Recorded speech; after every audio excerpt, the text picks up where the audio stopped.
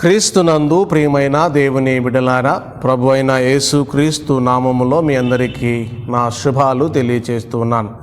దేవుడు మనలను ప్రేమించి మరొక నూతన దినమును మన జీవితాల్లో దేవుడు అనుగ్రహించినందుకు ఆయనకు కృతజ్ఞతలు చెల్లిస్తున్నాను.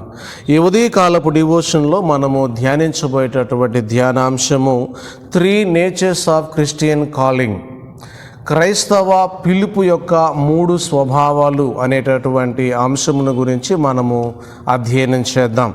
ఈ అంశమును అధ్యయనం చేయట కొరకు ఏర్పాటు చేయబడినటువంటి లేఖన భాగము అపోస్తలుడైన పౌలు ఎఫెసీ సంఘానికి రాసినటువంటి ఉత్తరము 4వ అధ్యాయము 3వ వచనమును చదువుతున్నాను. మీరు పిలువబడిన పిలుపునకు తగినట్లుగా దీర్ఘశాంతముతో కూడిన సంపూర్ణ వినయముతోనూ సాత్వికముతోనూ నడుచుకొనవలెనని ప్రభువుని బట్టి ఖైదీనైన నేను మిమ్మును బ్రతిమాలుకొనుచున్నాను. ప్రార్థన చేసుకుందాం. ప్రేమ కలిగిన తండ్రి, పరిశుద్ధుడు అయిన దేవా, మీ శ్రేష్టమైన నామమునకు కృతజ్ఞతలు చెల్లిస్తూ ఉన్నాం. మమ్మలను ప్రేమించి మరొక నూతన దినమును అనుగ్రహించినందుకై వందనాలు. ఈ ఉదయకాలము క్రైస్తవ పిలుపులో ఉన్నటువంటి 3 స్వభావాల గురించి మేము తెలుసుకొనుటకు సిద్ధపడుతూ ఉండగా మాకు సహాయము చేయమని యేసు క్రీస్తు నామములో అడిగి వేడుకొనుచు ఉన్నాము తండ్రి, ఆమేన్.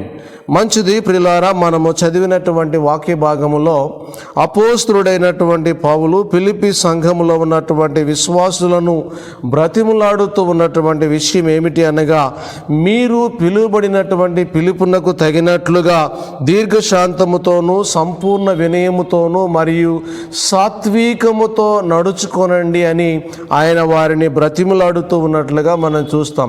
కనుక ఈ ఉదయకాలము ఒక క్రైస్తవ పిలుపులో ఉన్నటువంటి 3 స్వభావాల గురించి నేను మీకు తెలియచేయాలని ఇష్టపడుతూ ఉన్నాను. అందులో మొట్టమొదటిది, అది ఉన్నతమైనటువంటి పిలుపు అని దేవుని వాక్యము మనకు తెలియచేస్తూ ఉంది.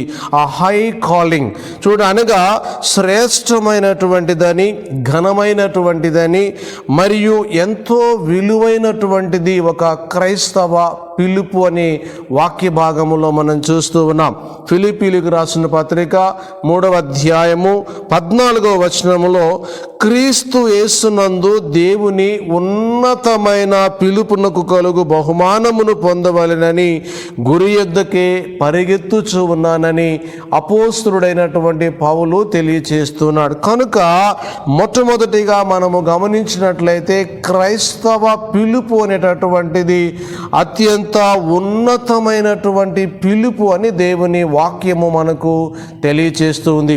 రెండవదిగా ప్రియులారా, క్రైస్తవ పిలుపు, ఒక క్రైస్తవునిగా మనం ఉండుటకు దేవుడు పిలిచినటువంటి పిలుపు రెండవదిగా పరిశుద్ధమైనటువంటి పిలుపు అని దేవుని వాక్యము మనకు తెలియచేస్తుంది. చూడండి, ఆ హోలీ కాలింగ్ అనగా ఒక ప్రత్యేకమైనటువంటిదని, పవిత్రమైనటువంటిదని లేదా దోషరహితమైనటువంటి పిలుపు అని దేవుని వాక్యం మనకు తెలియచేస్తుంది. చూడండి, అపోస్తలుడైనటువంటి పౌలు తిమోతికి రాసినటువంటి 2వ ఉత్తరము 1వ అధ్యాయము 9-10 వచనములలో మనము చూసినట్లయితే, మన క్రియలను బట్టి కాక తన స్వకీయ సంకల్పమును బట్టి అనాది కాలముననే క్రీస్తు యేసునందు మనకు అనుగ్రహింపబడినదియు క్రీస్తు యేసును మన రక్షకుని ప్రత్యక్షత వలన బయలుపరచబడినదైన తన కృపను బట్టి మనలను రక్షించి పరిశుద్ధమైన పిలుపుతో ఆయన మనలను పిలిచెను. కనుక క్రీస్తునందు ప్రియులారా, మన క్రియలను బట్టి కాక తన స్వకీయ సంకల్పమును బట్టి పరిశుద్ధమైనటువంటి పిలుపుతో ఆయన మనలను పిలిచినని ఈ వాక్య భాగంలో మనం చూస్తూ ఉన్నాం. సో రెండవదిగా, ఒక క్రైస్తవ పిలుపు అనేటటువంటిది పరిశుద్ధమైనటువంటి, ప్రత్యేకమైనటువంటి, దోషరహితమైనటువంటి పిలుపు అని వాక్య భాగంలో మనం చూస్తూ ఉన్నాం. మూడవదిగా ప్రియులారా, ఇది పరలోక సంబంధమైనటువంటి పిలుపు అని దేవుని వాక్యం మనకు తెలియచేస్తుంది. ఆ హెవెన్లీ కాలింగ్ అనగా నమ్మదగినటువంటి పిలుపని, శాశ్వతమైనటువంటిది లేక పరలోక సంబంధమైనటువంటి పిలుపు అని దేవుని వాక్యం మనకి తెలియచేస్తుంది. చూడండి, హెబ్రీయులకు రాసిన పత్రిక 3వ అధ్యాయము 1వ వచనములో, ఇందువలన పరలోక సంబంధమైన పిలుపులో పాలు పొందిన పరిశుద్ధ సహోదరులారా అంటున్నాడు. పరలోక సంబంధమైనటువంటి పిలుపులో పాలు పొందినటువంటి పరిశుద్ధ సహోదరులారా, మనము ఒప్పుకొనిన దానికి అపోస్తలుడును ప్రధాన యాజకుడునైన యేసు మీద లక్ష్యముంచుడి అంటున్నాడు. కనుక క్రీస్తునందు ప్రియమైన దేవుని బిడ్డలారా, ఈ ఉదయకాలము క్రైస్తవ పిలుపు యొక్క 3 స్వభావాల గురించి మనము తెలుసుకున్నాం.